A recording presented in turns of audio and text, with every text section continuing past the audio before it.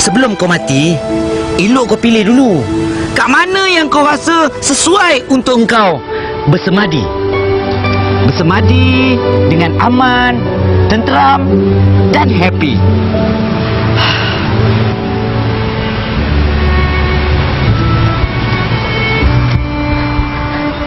Kil, yang macam ni belum ada orang punya, Kil.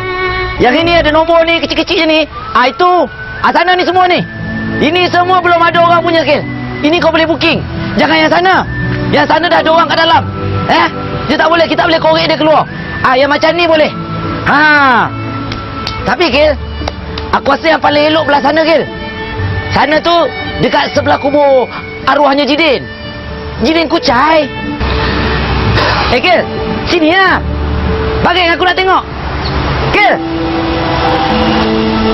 Sempit, Kil. Yang ini luas. Wow, aku rasa ni semi-D. Kil. Kil. Kau tak happy ke, Kil? Kil. Takkan kau kecil hati pula, Kil? Aku nak tunjuk tanah perkuburan kau je. Kau patut bersyukur tau. Orang lain mati mana pernah tengok tanah kubur dia. Kil. Kil.